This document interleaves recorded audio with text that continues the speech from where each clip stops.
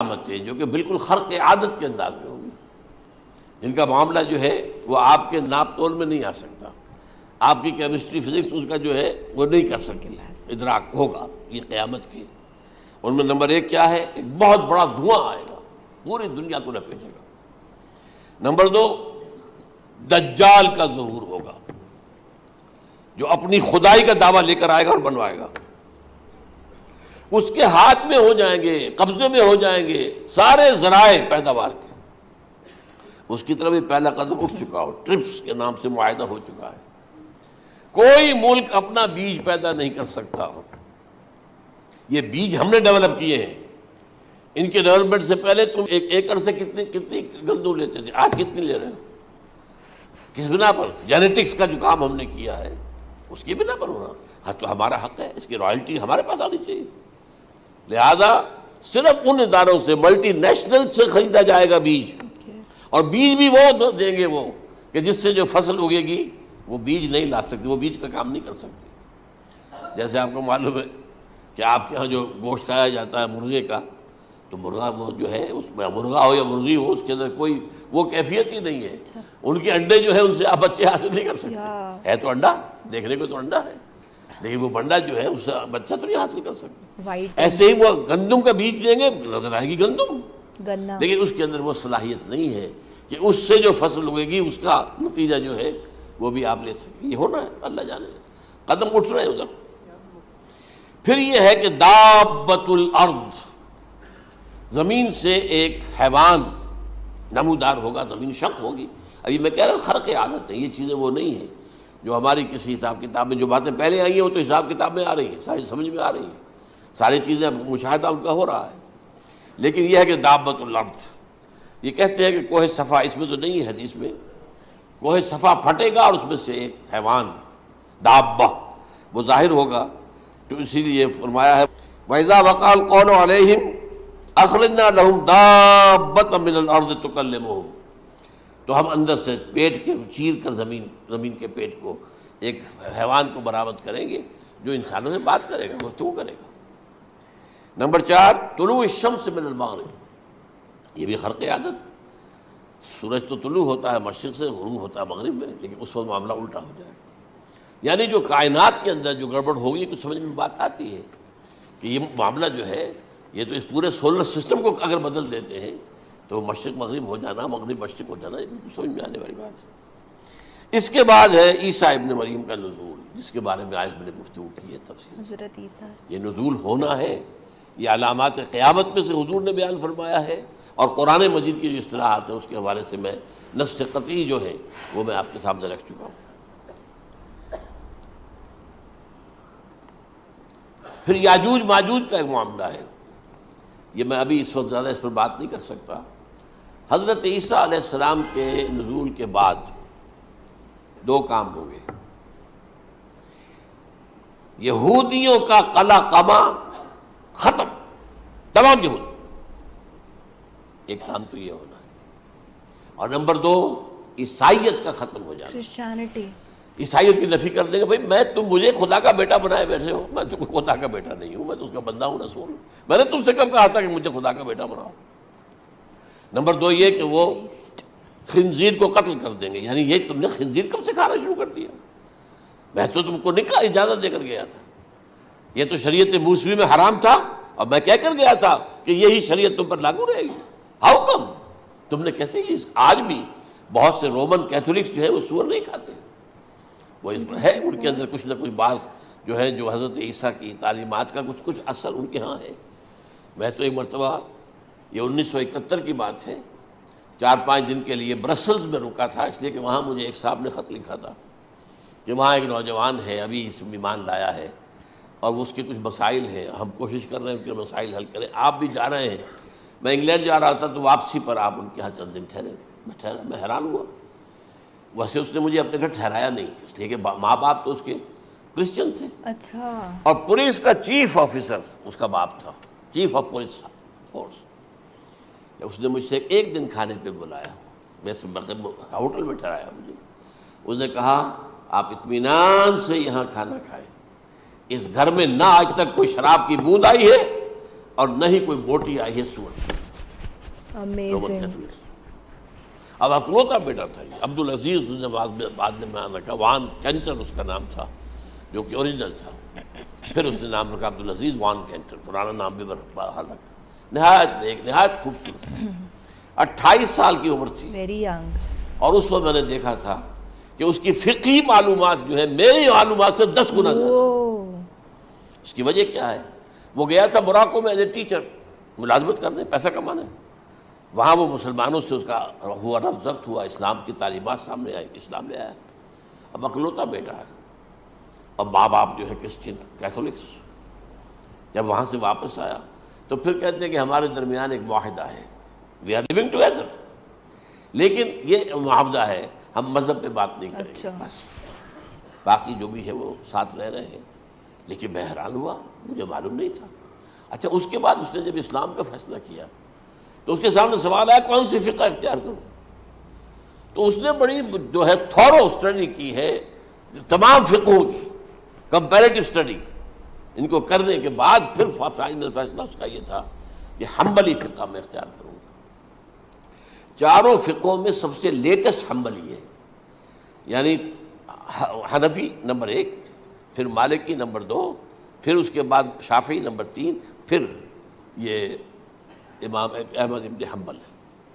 اور امام احمد ابن حنبل کے زمانے تک احادیث بہت بڑے پیمانے پر جمع ہو چکی تھی، جبکہ ابھی حضرت امام ابو حنیفہ کے زمانے میں کوئی اتنا زیادہ جو ہے حدیث کا بھی ذخیرہ نہیں بنا تھا. اسی پر تو لوگ حیران ہوتے ہیں کہ زیادہ حدیث امام ابو حنیفہ کے علم میں نہیں تھی، لیکن مجال ہے کہ ان کا کوئی فتویٰ جو ہے کتاب و حدیث کے، کتاب اور سنت کے خلاف ہو. اگرچہ انہوں نے صاف کہا کہ اگر تم پاؤ کوئی ایسی سچی حدیث، پختہ حدیث جو میری کسی رائے کے خلاف ہو تو میری رائے کو دیوار پر دے مارنا اور اس صحیح حدیث کی پیروی کرنا. لیکن ویسے اس کے بعد یہ کمال یہ ہے کہ بہت ہی کوئی شاذ معاملہ ہے کہ جس میں ان کا کوئی فتویٰ وہ کتاب و سنت کے منافی ہو یا سنت کے منافی ہو. کتاب پہ تو سوال پیدا نہیں ہوتا، کتاب تو ساری ان کے سامنے موجود تھی. اس کے بعد یہ ہے کہ یاجوج ماجوج، اصل میں بتا رہا تھا آپ کو کہ جب عیسائیت بھی ختم ہو گئی، یہود ویسے ختم ہو گئے، استیصال ہو گیا، جڑ کٹ گئی. اب عیسائیت گویا کہ اسلام میں ضم ہو گئی. عیسائیت بہتری سے مذہب ختم، یہودی خود ختم. اب یہ طاقت کتنی ہو جائے گی؟ تقریباً 2/3 دنیا آ گئی، 2/3 تمام. اب عیسائی 2 ارب کے قریب ہیں، 1 ارب 90 کروڑ ہوں گے، یا مسلمان بھی 1 کروڑ 50-60 لاکھ ہیں. دونوں کو جوڑ لیجیے کتنے ہو گئے؟ 6 ارب کل آبادی ہے. لیکن اس کے بعد آتا ہے یاجوج ماجوج کا خروج. یہ یاجوج ماجوج میرے نزدیک چائنا اور رشیا ہے. ان کی مجموعی طاقت اتنی ہوگی اور یہ اس طرح آئیں گے ہر اونچائی پر سے اترتے ہوئے، پھسلتے ہوئے. جیسے 1962 میں جب وار ہوئی تھی بٹوین چائنا اینڈ انڈیا 1962 میں، تو وہ اس وقت کا نقشہ جو آج بھی اخبارات میں پڑھتا تھا تو یاد، waves after waves of Chinese soldiers were coming down the slopes of Himalayas. یہ تو وہ ہے نا جن کی تعداد کا کوئی حساب نہیں ہے. اور رشیا اور یہ مل کر جو ہے، میرا اندازہ یہ ہے کہ جب پہلے ملحمۃ العظمیٰ ہوگی وہ عیسائیوں اور مسلمانوں کے درمیان، اس وقت یہ دونوں پاورز نیوٹرل رہیں گی. لیکن غالباً یہ بات طے کر لیں گی کہ ویپنز آف ورلڈ جو ہے ماس ڈسٹرکشن، یہ استعمال مت کرنا. اگر یہ ویپنز آف ماس ڈسٹرکشن استعمال کرو گے تو ہم میدان میں آ جائیں گے. اس میں وہ جنگ جب ہو چکے گی، پھر حضرت عیسیٰ کو فتح حاصل ہو جائے گی، اور پھر یہ کہ یہودیت ختم ہو جائے گی، عیسائیت بطور مذہب ختم ہو کر اسلام میں ضم ہو جائے گا. پھر وہ 40 برس کا عہد حکومت ہے حضرت عیسیٰ علیہ السلام. لیکن جب یہ فتح ہو جائے گی ان پر، اب یاجوج ماجوج آئیں گے اور اتنی تعداد میں آئیں گے کہ بحیرہ طبریہ جو ہے اس کا سارا پانی پی جائیں گے. یہ تو اگر آپ کو کبھی اندازہ ہو یا کوئی آپ جانیں ان لوگوں کو جو ان چینیوں سے واقف ہیں، وہ کہتے ہیں زمین پر ہلتی ہوئی کوئی چیزوں سے وہ چوری چھوڑ کے کھا جائیں گے. جہاں وہ جاتے ہیں ایز اے لیبرر، وہاں کے جو سارے کتے ہیں ختم، ساری بلیاں ختم، ہر شے، وہ جو سانپ کھاتے ہیں، ہر چیز کھاتے ہیں. اور یہ تمام ایسٹرن کنٹریز کے اندر ہوتا ہے. بڑی ڈیلیشس ڈشز ہیں یہ سانپ وغیرہ وغیرہ.